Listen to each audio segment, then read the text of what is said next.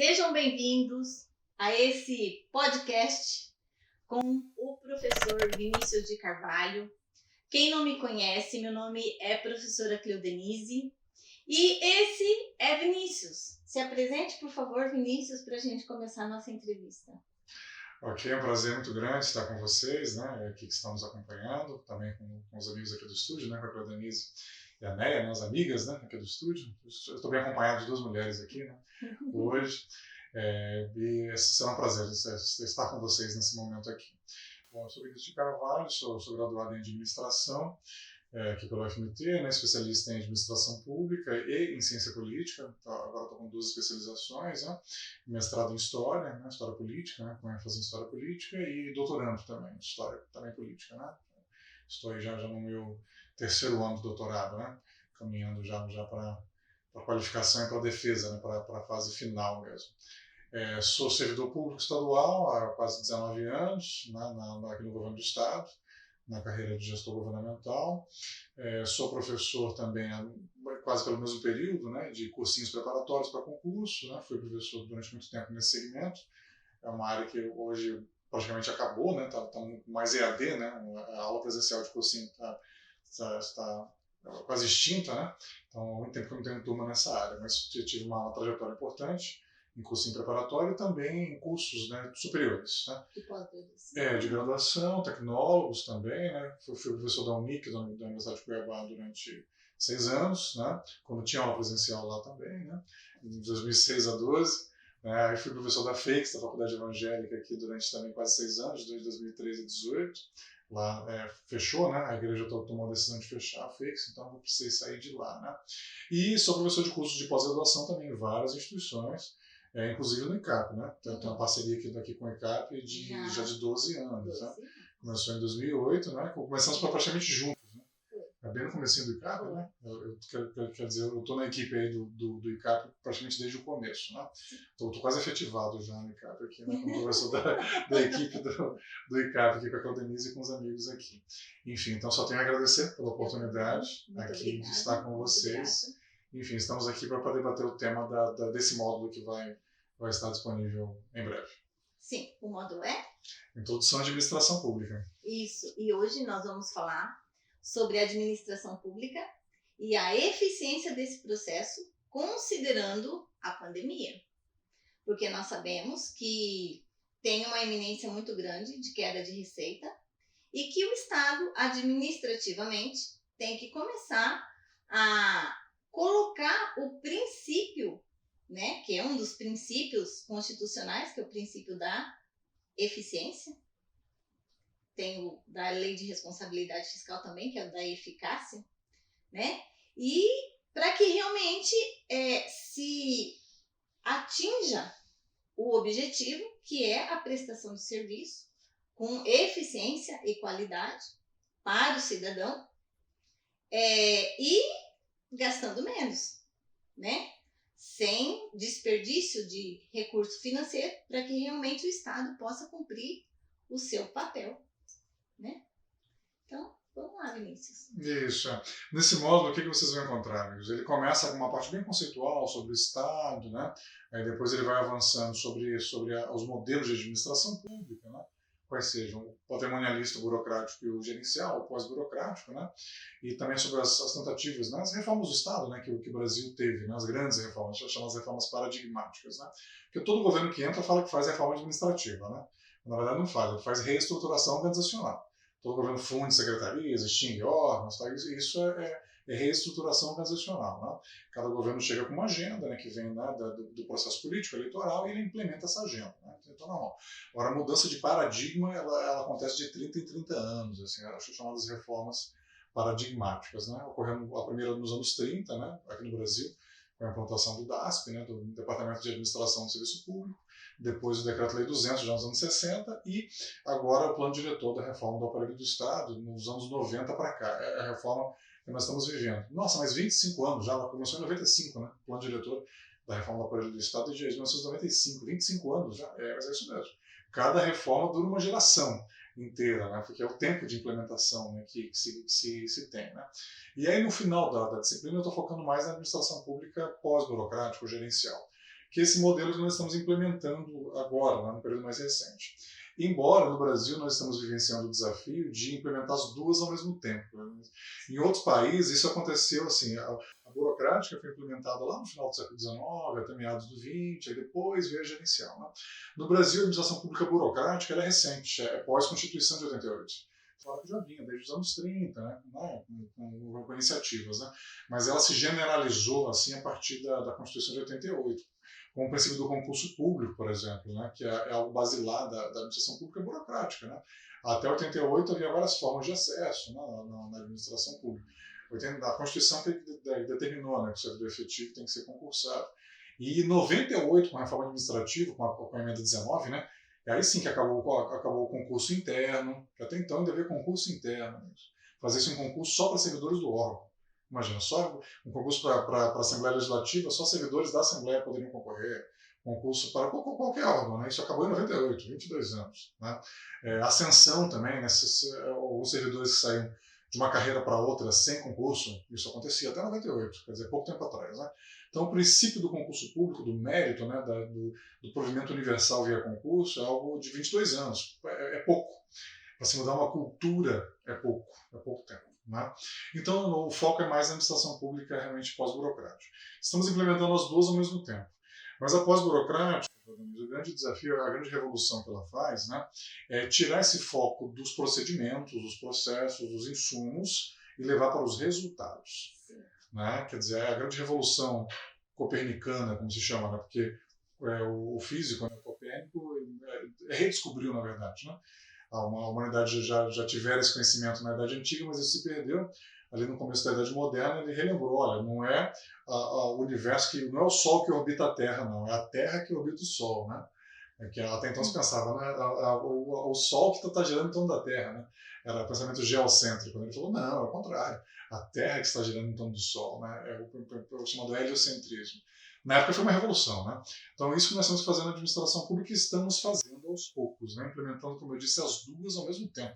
Mudanças de paradigmas. Isso, reformas paradigmáticas. A burocrática, por um lado, né? E também a gerencial. Algo que outros países fizeram de modo mais focado no tempo, né? Com etapas mais delimitadas, estamos fazendo ao mesmo tempo no Brasil. Então, o desafio aqui, qual que é o desafio da pós-burocrática? Né? O princípio da eficiência, né, que a Denise mencionou, que é constitucional, com muita crítica, mas enfim, foi acrescentado pela emenda 19. Né? Então, hoje ficaram os 4 princípios, né?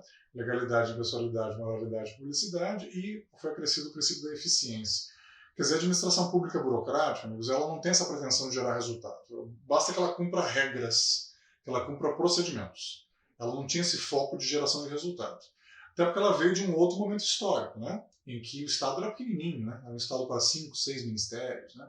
Não é um Estado gigantesco, imenso que nós temos hoje. Mas na pós-burocrática há essa exigência da geração de resultados, de valor agregado para o cidadão, para o usuário. Né? E aí está o grande desafio, Denise, é como conciliar o princípio da eficiência, que é o irmão mais novo, o irmão caçula, né? Ele já chegou causando, assim, não, cara, eficiência, só estou privado, privatiza tudo, tá? Privado é melhor, tá?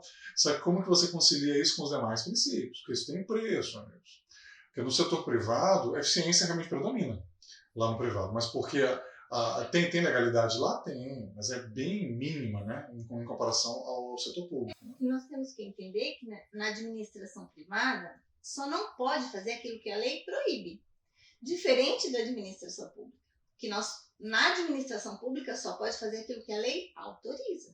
Então, a legalidade é que faz todo o processo de gestão, na verdade, né? Então, não se pode descumprir o que a lei determina. Isso, tanto que ele é o princípio número 1. Né? Essa ordem aqui não é casual, não, amigos. Essa ordem que foi colocada na Constituição, sempre que você enumera itens, né, o que você coloca como 1 é o mais importante para você. Ainda que seja inconsciente. Né? O que é mais importante? Você vai elencando ali. O número 1 é sempre o mais importante mesmo. Não fica que ele ficou como número 1. Né? Então, da legalidade é isso, que garante o caráter público. Né? Porque de onde vêm as normas? Vem de um processo público. Né? As leis são debatidas, são apresentadas pelo Executivo ou pelo Legislativo. São debatidas, aprovadas, sancionadas, enfim, tem todo um rito lá que vocês vão ver no direito constitucional, né? Quem for cursar os módulos lá de direito administrativo, e constitucional vão descobrir a origem das normas, de onde que elas vêm, né? Mas elas vêm de um processo público, né? Aberto, público, político. Né? Então, legalidade é o primeiro. Né? Depois, impessoalidade, quer dizer, eu tenho que administrar de modo o máximo possível impessoal, sem olhar quem eu estou favorecendo. Porque o dinheiro não é meu nem de ninguém, o dinheiro é do povo, o dinheiro é público. Aí vem o processo da licitação. Isso, né? Todo o processo de contratação, o processo licitatório. Né? Porque no dinheiro privado, eu posso contratar quem eu quiser, porque o dinheiro é meu. Se eu tiver prejuízo, eu vou arcar com prejuízo. O patrimônio é meu. Ou dos meus sócios, ou dos meus acionistas, depende da personalidade jurídica, né? Então, da estrutura societária da empresa. Nós conversamos sobre isso, né, Vinícius? Agora, antes de iniciar isso aqui, a gente estava conversando sobre isso, exatamente sobre isso. Porque, assim, na administração privada, quando a empresa quer comprar alguma coisa, ela faz uma pesquisa. Ela faz uma pesquisa de preço, ela faz uma pesquisa de qualidade, ela faz uma pesquisa da funcionalidade, se aquilo realmente vai atender às necessidades da empresa, se o consumo de energia, por exemplo, se for um equipamento, ele é viável, ele não tem um consumo muito elevado. Então, é colocado vários pontos nesse processo de aquisição e aí você compra de uma empresa que realmente vá te oferecer tudo isso. Ok. Na administração privada, não pode ter o princípio da impessoalidade. Porque se na administração pública, vamos supor, eu tiver uma pessoa que forneça isso e que é meu amigo ou que é meu parente, certo? Eu vou fazer o quê? A empresa. Porque nós temos uma responsabilidade muito grande. A empresa, para sobreviver, ela tem que trabalhar, prestar serviço e receber por isso para manter a empresa funcionando. Ok. Então, eu vou chegar para esse meu parente ou esse meu amigo e vou dizer para ele, olha, eu preciso de tal produto, faça um orçamento para mim. Lembrando que eu vou fazer mais alguns, né? Então, você capricha aí nesse orçamento. Sim. Se ele fizer um orçamento que realmente favoreça a empresa, eu vou comprar dele. Do contrário, não, eu vou comprar de outro. Mas tem que ter todos aqueles critérios que eu defini, né, em relação ao produto. E na administração pública não pode acontecer isso. Não pode ter essa impessoalidade. Se for um empresário que também é prefeito ou é também governador, isso gera um problema, certo? Mas às vezes pode ser que a empresa dele realmente tenha condições de fazer uma prestação de serviço de qualidade. Mas pode ser que não. Então isso é uma questão de legalidade. Certo? Então, como resolver isso?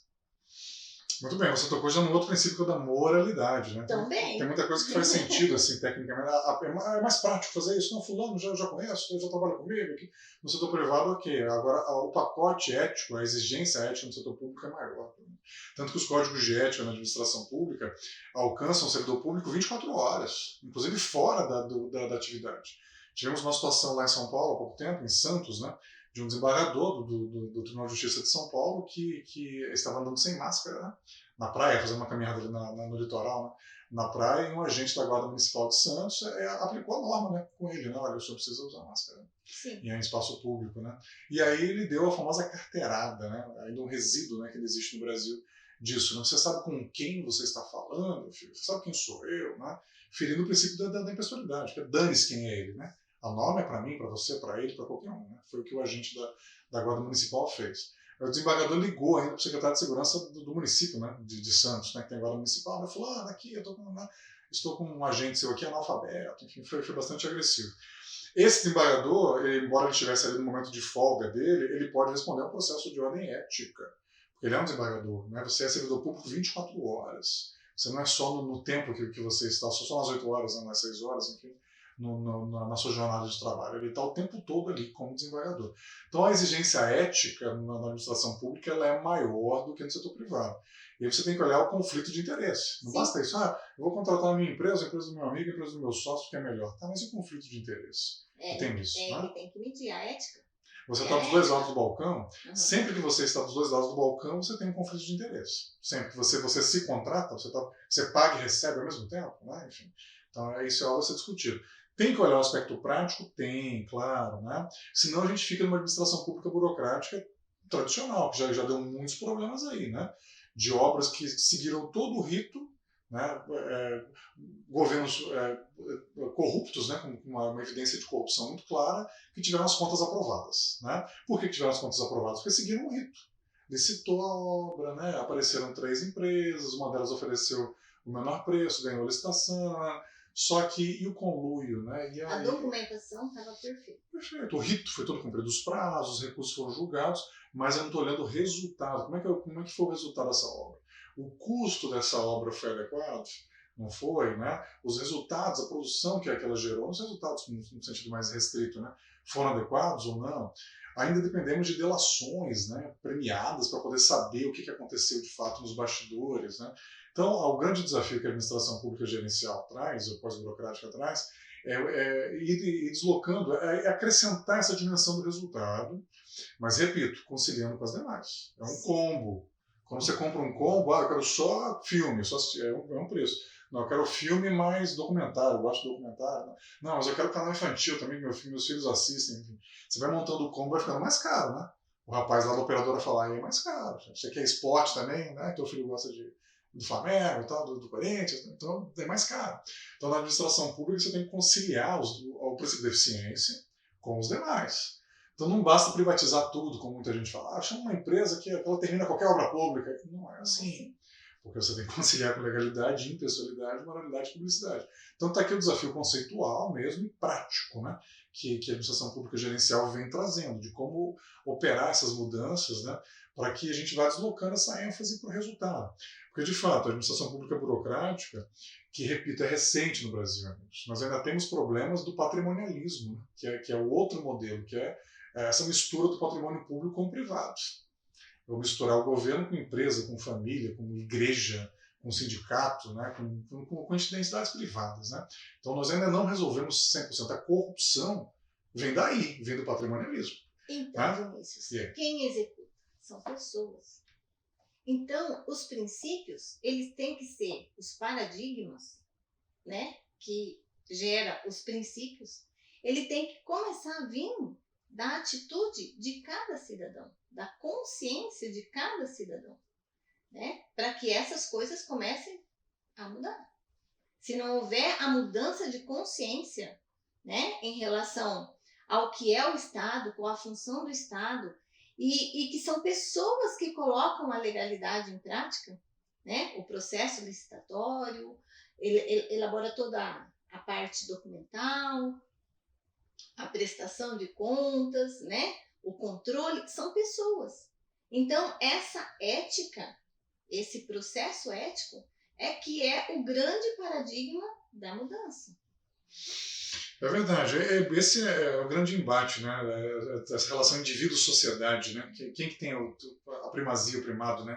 É o indivíduo, né? Como você está colocando, a sociedade. A verdadeira revolução é de dentro para fora mesmo, é interior, né? Como você está falando. Mas de onde virão as normas? Né? As normas têm que vir da sociedade, né? Então você tem esse embate.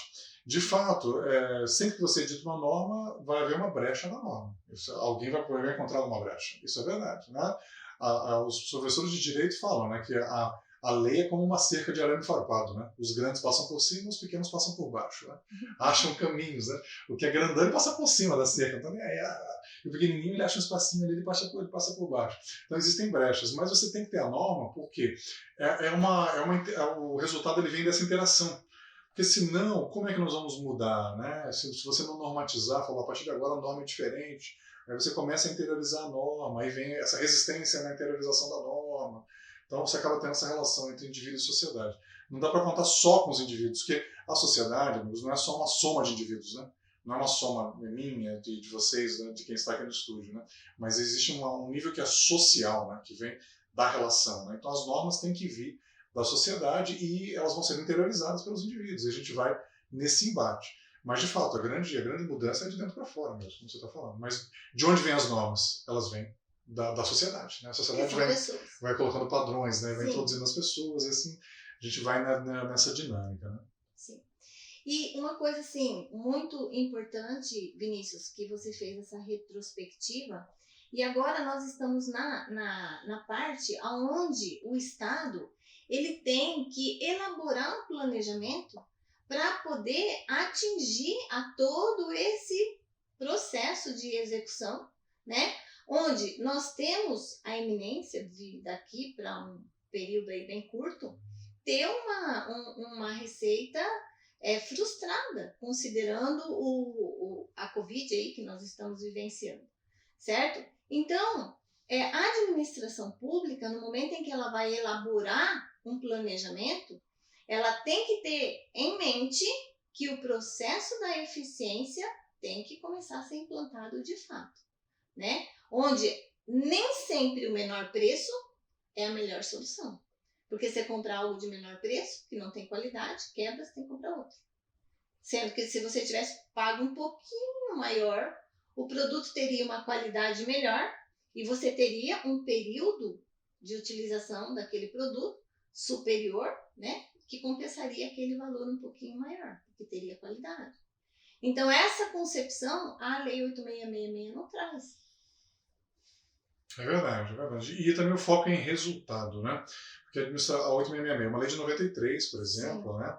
Uma lei antiga, né? Muita coisa mudou, são 27 anos, né?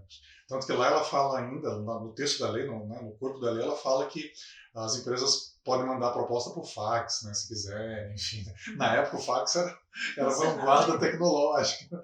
Hoje acho que se tiver algum fax por aí, né, coitadinho, já está quase aposentado já o fax, né? Acabou o fax, né? Hoje vocês digitalizam, escaneiam, enfim, existem outros meios, né? Tira foto. Claro, hoje, né, tem aplicativos, enfim, né, vocês conhecem melhor do que eu. Mas é uma lei que está ultrapassada, né? E há projeto de mudança dela no Congresso tramitando. Por que ela não muda? Porque as grandes empresas que ganham licitações estão acostumadas a operar com ela, entendeu? Não há interesse em mudar o 8666, porque, olha, eu acostumei a jogar com essa regra, você quer mudar a regra agora? Enfim, né?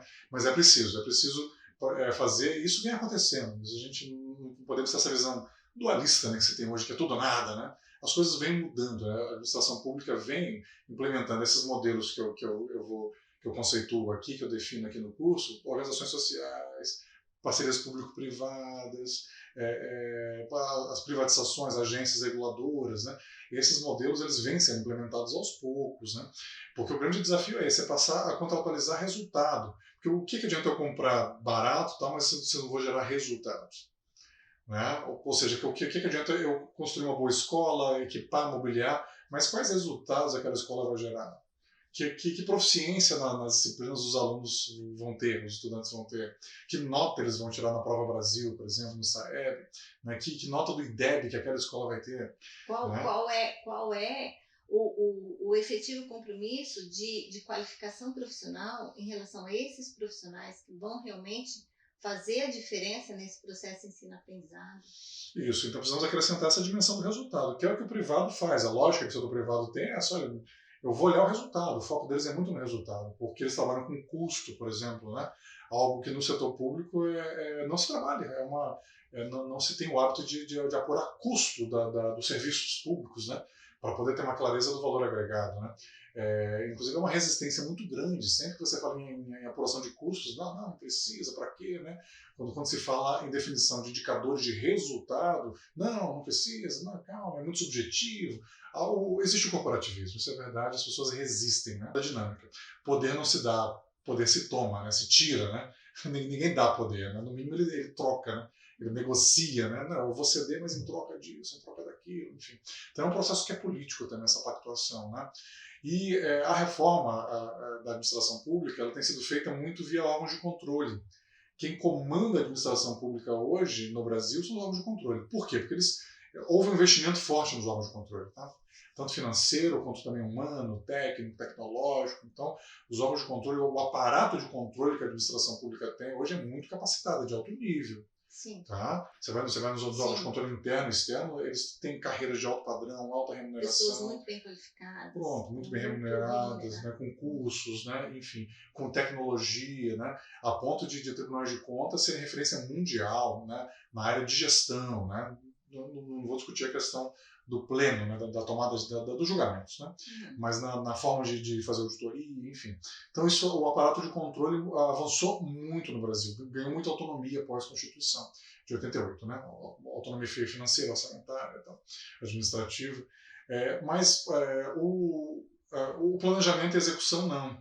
Então nós temos uma administração pública que controla bem, relativamente bem, Só que mas planeja mal. O controle é feito após o planejamento e a execução. Então, se a compra não foi bem feita, se o processo de aquisição foi com um produto que não tem qualidade, ou aconteceu qualquer outro tipo de problema de não cumprimento de lei e tal, o processo do controle é depois. E hoje, Vinícius, nós estamos vivendo isso que você acabou de dizer. Um planejamento e uma execução que tem que ser eficiente, principalmente o planejamento.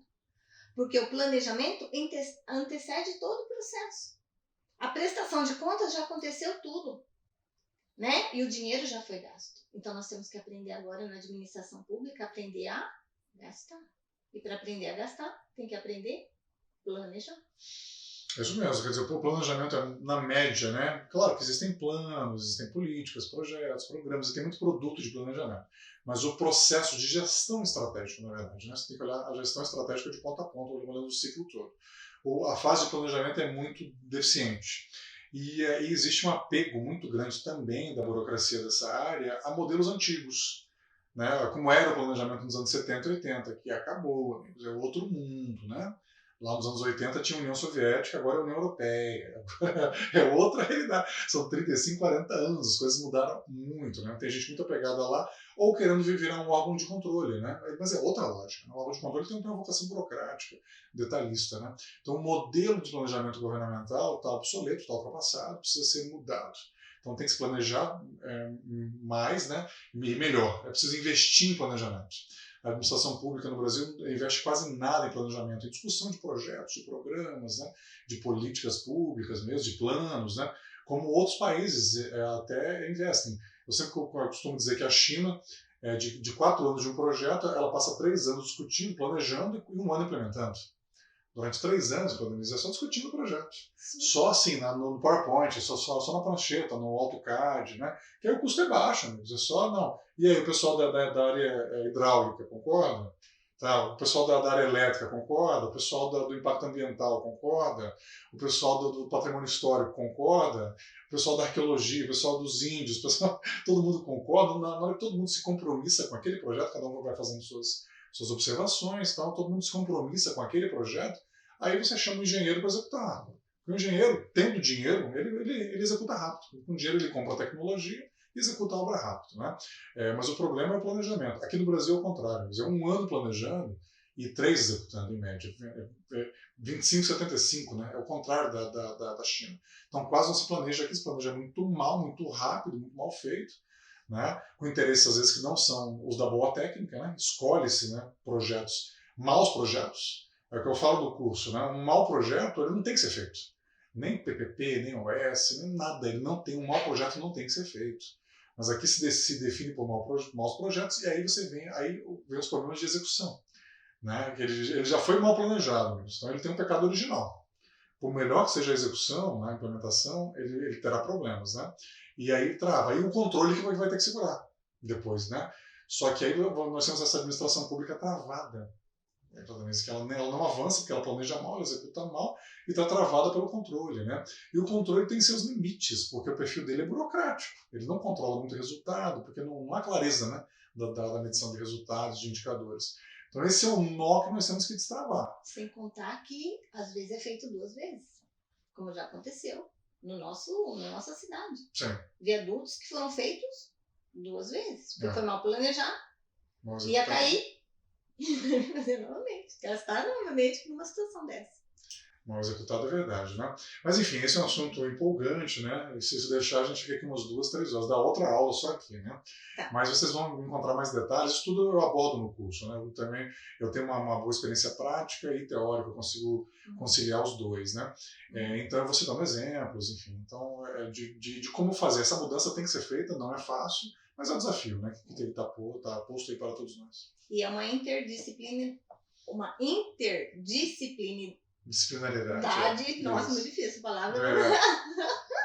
Em relação a essa parte da administração pública, a parte de processo, a parte de planejamento, a parte de orçamento, a parte de controle, de prestação de contas. Então, isso está tudo envolvido no processo. Então, a administração pública, pelo menos, ela tem essa característica, é por isso que eu gosto da disciplina. Ela é uma interdisciplinar mesmo, né? Porque ela tem uma matriz que é jurídica, vem da legalidade, né? Tem uma matriz que é política, é preciso ver as relações de poder também, não é como no setor privado, né, que tem uma dinâmica política mais simplificada. A jurídica, a política, a econômica, porque você tem que olhar, né, o aspecto econômico, né, eficiência, fomento, impacto econômico que a administração pública tem. O governo é o principal agente econômico do país, né? Não podemos perder isso de vista.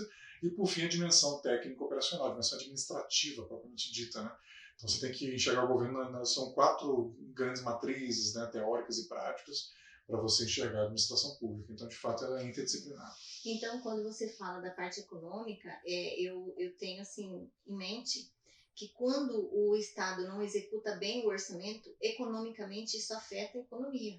Por quê? Porque o Estado, quando ele compra bens, constrói, quando ele contrata serviço, ele está fomentando a economia, ele está colocando dinheiro no mercado.